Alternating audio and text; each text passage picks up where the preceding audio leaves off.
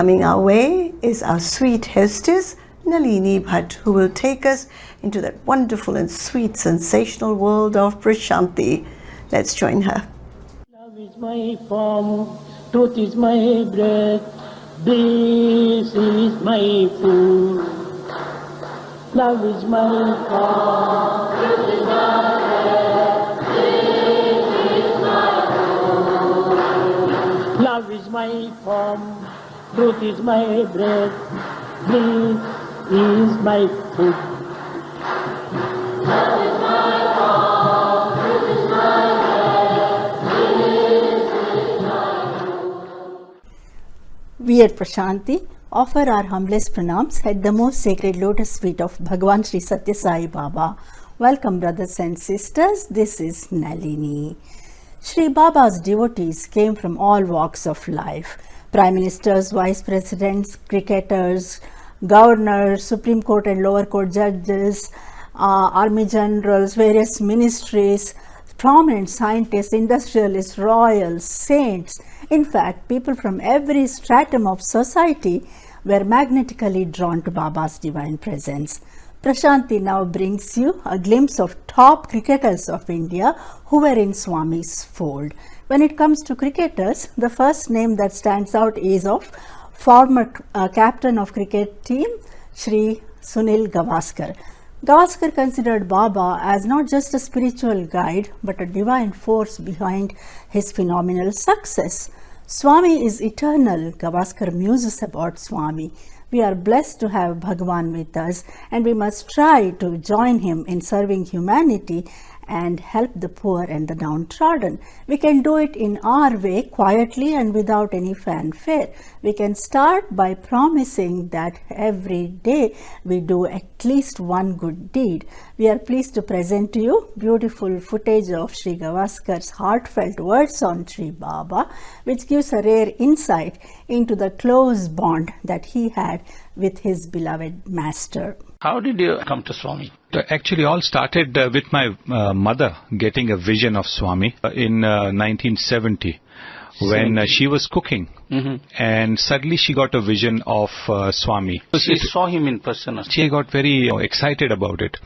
And she went just down the road where the newspaper stall is to ask for the poster. The newspaper wala had a lot of posters, but none of Swami. She couldn't find Swami's posters. Was she able to place him?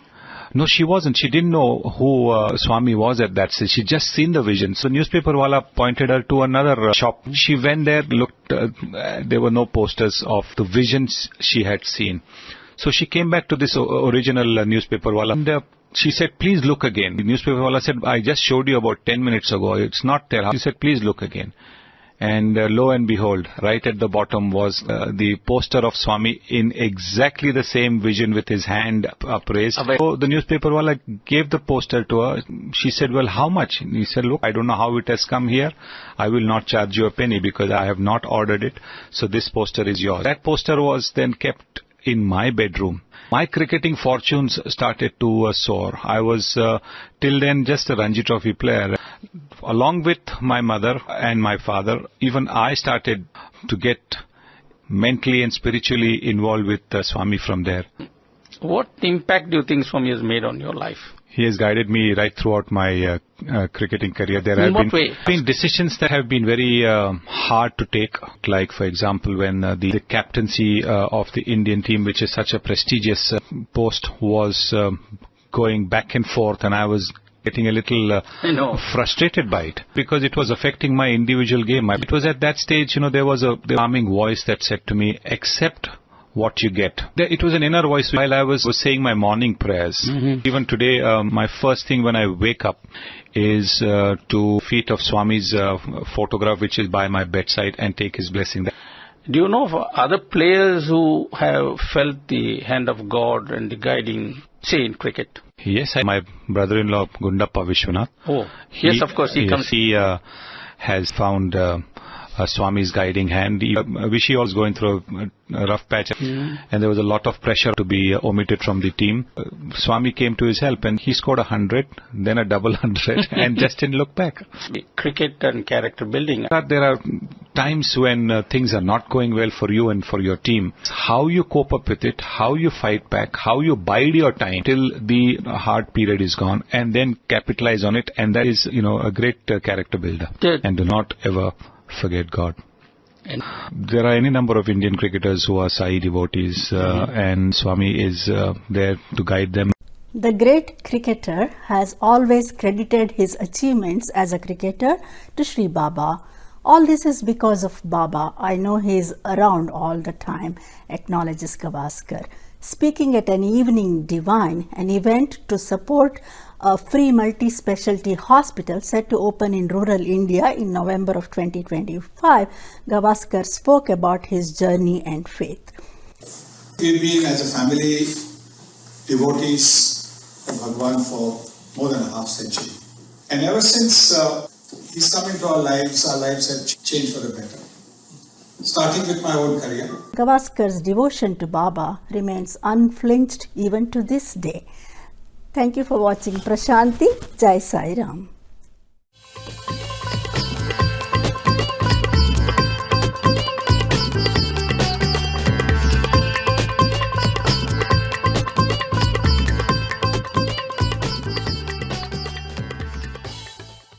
Let's get started with Prashanti, to be hosted here by famous host Madam Nalini Bhatt. Let's see.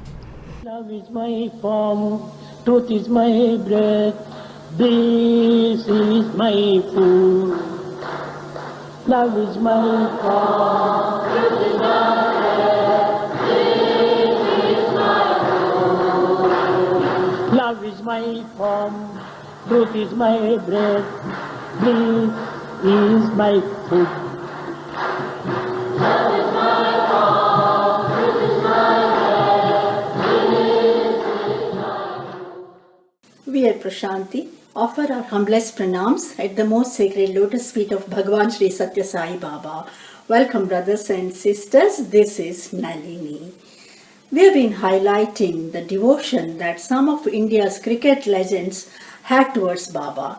Last week we witnessed how the former captain of Indian cricket team, the world-famous Shri Sunil Gavaskar, acknowledged that Baba was the guiding force behind his extraordinary success.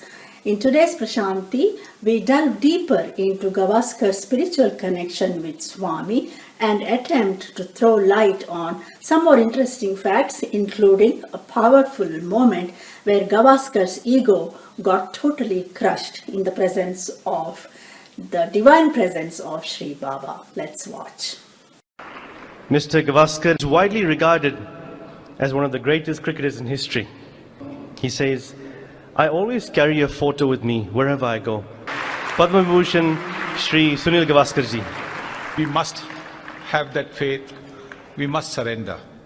We must believe that He's there with us every nanosecond of our lives. But sometimes we don't believe that because of the thing called ego. We all have egos. And it's surrendering the ego that is the first step towards Bhagwan. Talking about egos, when I was here way back in 1980 at Puttaparthi, I was told that Swami wanted me to go to the school, and I was ready. Suddenly I see a car come and Swami is in the car, and I'm saying to myself, oh, Swami himself has come to take me. It was just a little ego feeling. I was the captain of the Indian cricket team, and with the greatest of respect, so those who are watching this, the captaincy of the Indian cricket team is often referred to as the second most important job in the country after the Prime Minister's job. So I had that ego about me. So I sat in the car, and within seconds that ego was shattered. There I am going towards the school, and there are devotees who are standing by the roadside in the ashram. Not one person is looking at me. Everybody is doing pranam to Swami. Not one person. For someone who was used to having people looking at you, it was such a big come down. And I think Swami in his own way taught me that. He then took me to the school. Swami was sitting, I was sitting with him. And then after the principal introduced me, he said, today is Bakr Eid, so Sunil will speak on Bakr Eid. And I'm saying to myself, I am a Hindu. What am I going to speak on Bakrid? So I look at Swami. Swami has that smile on his face. Swami said, 7, 8, 10 minutes that I spoke, and I still do not have a single recall of what I actually spoke that day. It was Swami who had spoken through me. All these years I was saying to myself, no, I think I'm imagining it. I don't think I did it. Till about 4 or 5 years ago, after Darshan at Puttaparthi, a young man came to me. He said, we really enjoyed your speech on Bakrid when you had come to our school. That was the time I actually believed that Swami had through me spoken about Bakrid. What he passed on was the message of love. We are not made the same. Swami wants us to make the adjustments, to live with people who are not necessarily always like us. I stand here before you purely through the benevolence of Bhagwan Shri Sathya Sai Baba. He has guided me every step of the way. He has looked after me in my difficult times. He's also given me difficult times quite deliberately so that I could learn from those difficult times. I've been injured when I've been told that I will not be able to play for 4 to 6 weeks with a torn muscle. My wife has just sent Vibhuti from India to Australia, and just 3 days before the match begins, I've been applying the Vibhuti on the torn muscle, and I've been able to play that test match without any pain. And that's the miracle. When I've had injuries, he's also ensured that there's been a gap between that test and the next test. So it's all his benevolence. And catches are dropped. Why do we batsmen look up? To thank him that the fielder has dropped the catch. So dear Swami, I can't thank you enough.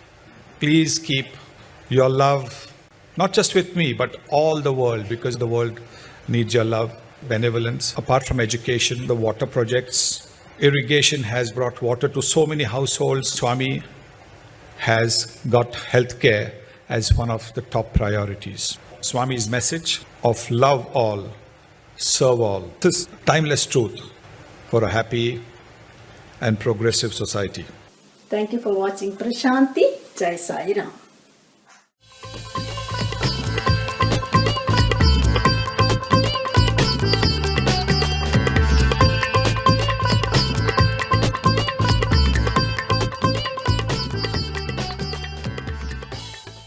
Let's meet and greet dear host Nalini Bhatt, who will now telecast her sensational story on Shri Sathya Sai Baba. Let's see. Love is my form, truth is my breath, bliss is my food. Love is my form, truth is my breath, bliss is my food. Love is my form, truth is my breath, bliss is my food. Love is my form, truth is my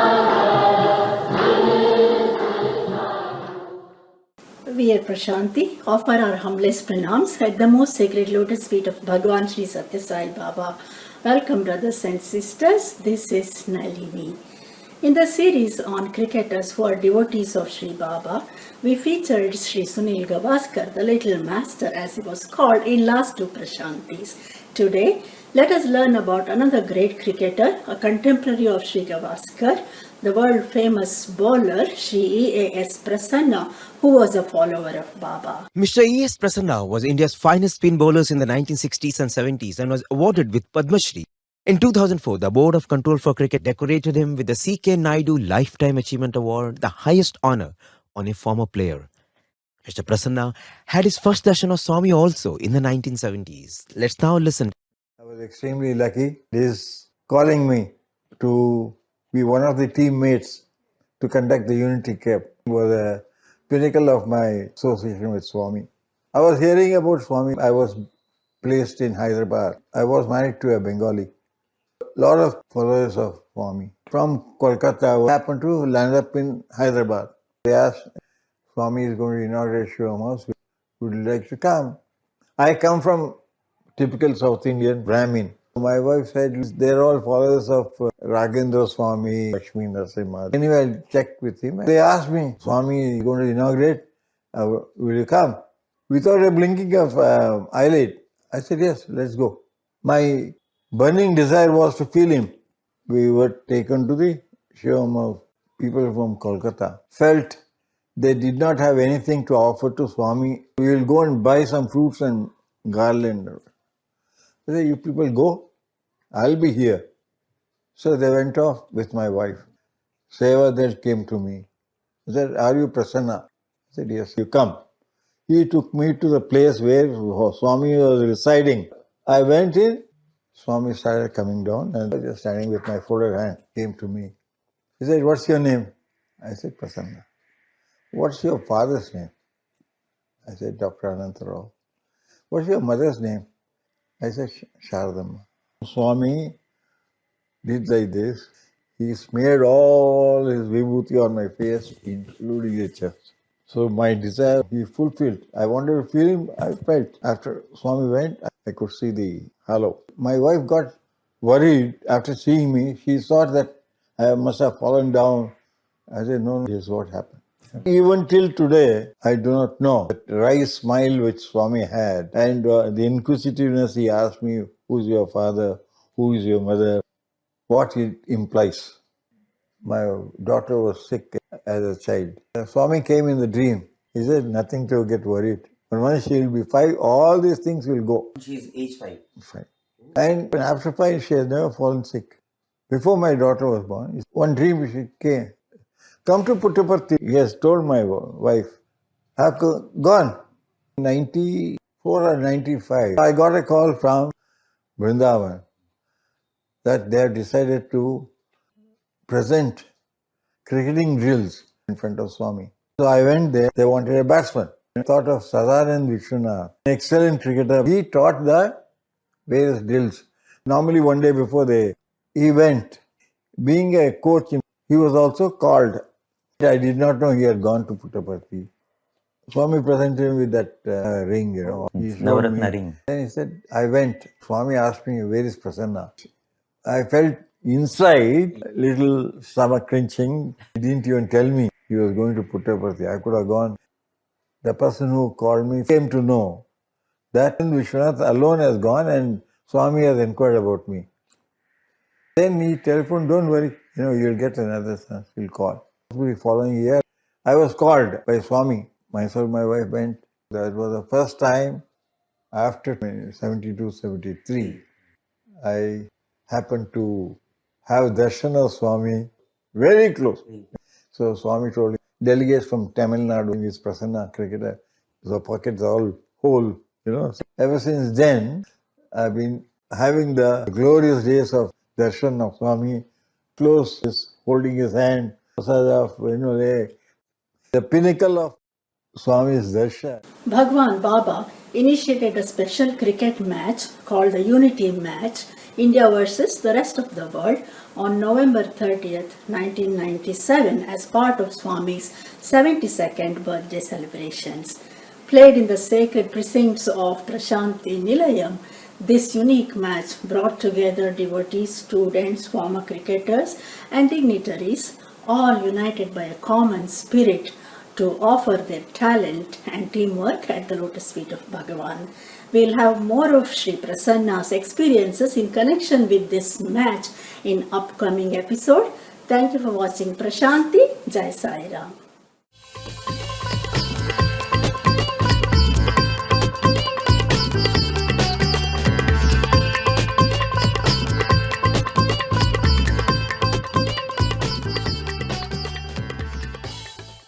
Let's move on over to our much respected Mrs. Nalini Bhatt with her awesome feature called Prashanti. Love is my form, truth is my breath, bliss is my food. Love is my form, truth is my breath, bliss is my food. Love is my form, truth is my breath, bliss is my food. Love is my form, truth is my breath, bliss is my food. We at Prashanti, offer our humblest pranams at the most sacred lotus feet of Bhagwan Shri Sathya Sai Baba. Welcome, brothers and sisters. This is Nalini. The holy festival of Navaratri, devoted to Mother Goddess Devi in her three forms as Durga, Lakshmi and Saraswati, is being celebrated in a grand fashion all over India and around the globe. At Puttaparthi, the celebration of Navaratri has always been a time of spiritual awakening for the devotees. Right from his youth in the divine presence of Shri Baba, the festival took on supernatural atmosphere with Vedic chantings, special pujas, spiritual discourses and devotional music, all offered at the lotus feet of Bhagavan.